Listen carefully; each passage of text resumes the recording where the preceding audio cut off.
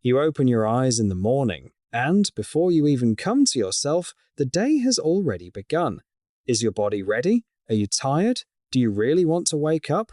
Nobody asks that. Because in the modern world, waking up in the morning is often not a natural thing, but a forced thing. You need to get somewhere. You need to make payments. You need to answer people. And before the day has even started, you feel like your own time does not belong to you.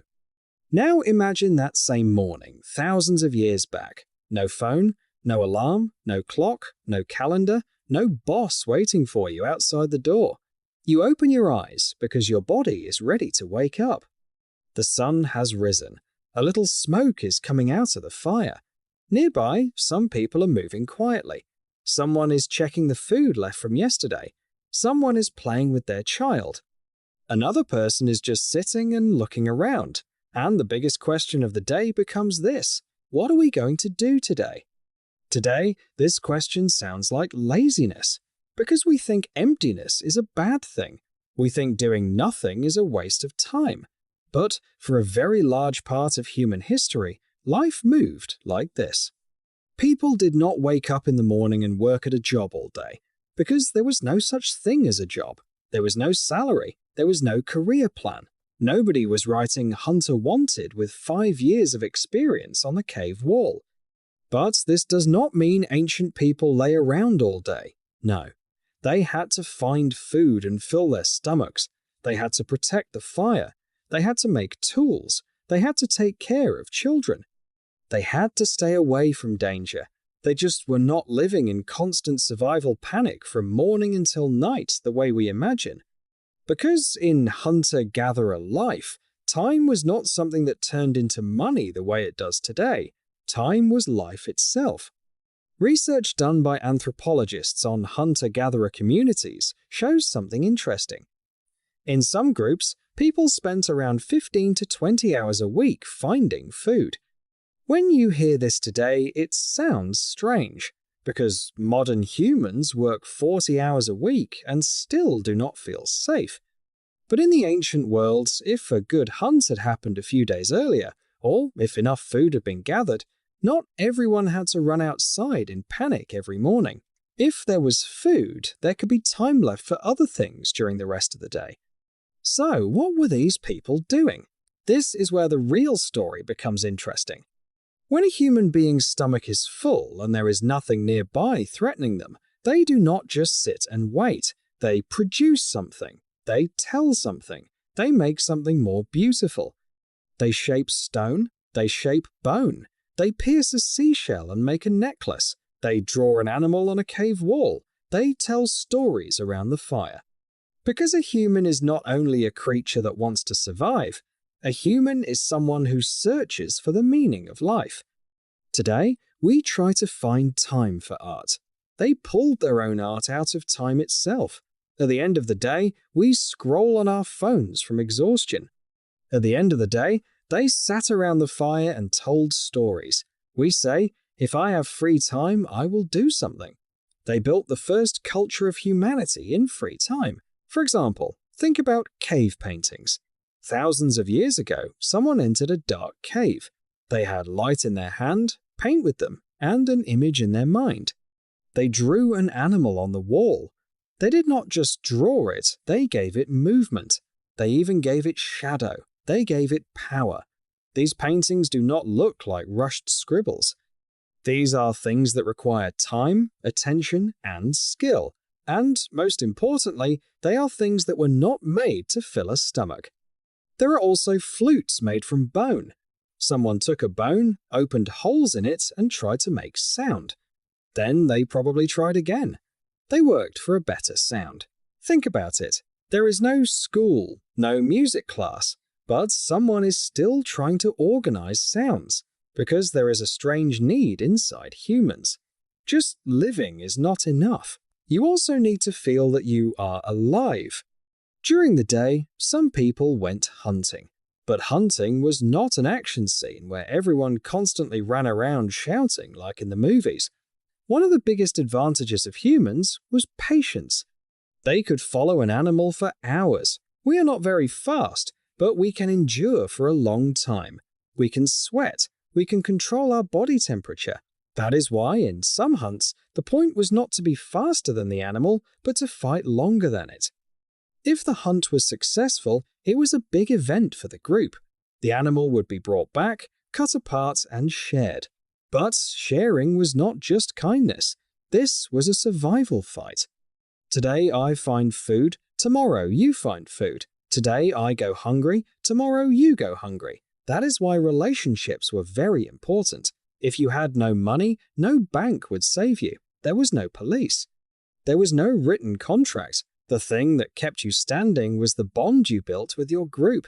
That is why ancient people were not only gathering food, they were also gathering each other. They built bonds by talking, joking, playing games, taking care of children, cleaning each other's hair, and telling stories. The things that look unproductive to us today were life insurance in that world, because a person left alone was weak. A loved person was under protection. When evening came, the day turned into something else. The things spoken about during the day were more practical. Where are the tracks? Which plant is edible? But at night, around the fire, the subject changed. People began to talk not only about today, but about the past and the future. They told stories about their ancestors. They told stories about big hunts. They told funny events. They told frightening things. Children listened. Adults added more. The story grew, and culture was born this way. Maybe humanity did not move forward only by making tools, the way we think.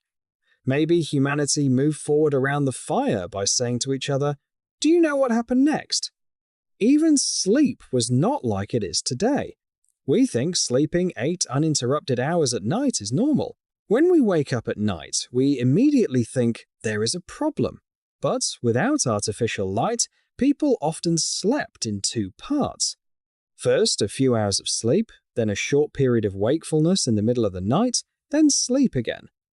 In those dark hours, people could think, talk, rest, or just stay silent. The thing we panic about today was the most natural state of the night for them. Then, about 10,000 years ago, everything began to change.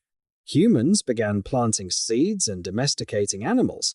Agriculture arrived, and agriculture looked great at first.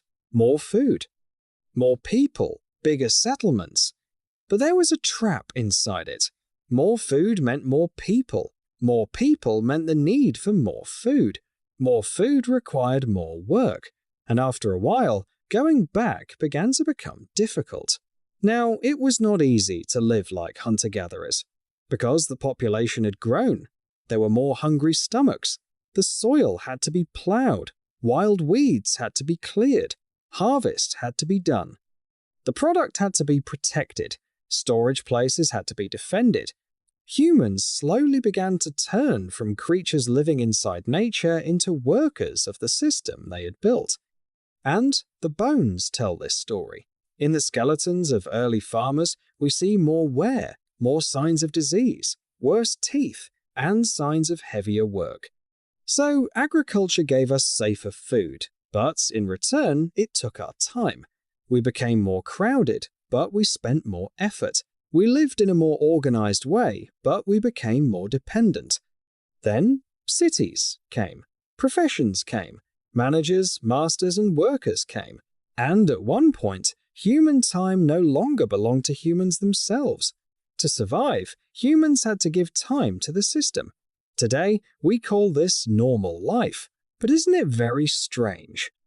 Modern humans live at the peak of technology. They can order food, they can talk to the other side of the world, they can turn night into day, but still, they never have time. They are constantly trying to catch up, constantly trying to complete something, constantly living by saying, "One day I will relax." Yet, most of our ancestors lived some of the things we dream of in retirement as a natural part of life. Slower days, social time, stories, firelight, empty space, time, less system. Of course, their life was not easy. Romanticizing this would be stupid. There was disease. The risk of hunger was very high. There was danger. But our life is not as free as we think either. We gained safety, but we lost time. We gained comfort, but we lost calmness. We live longer, but we spend most of our days on things that do not belong to us. Maybe the real question is not, what did ancient people do all day? The real question is this, what are we doing all day? Because when they woke up to the day, life began. When we wake up to the day, most of the time life's strange system begins. And maybe that is why someone who drew an animal on a cave wall thousands of years ago still feels so close to us. Because they were human, just like us. They just had more time, more silence, more firelight. Today we have gained many things, but maybe we paid the most expensive price, our own time.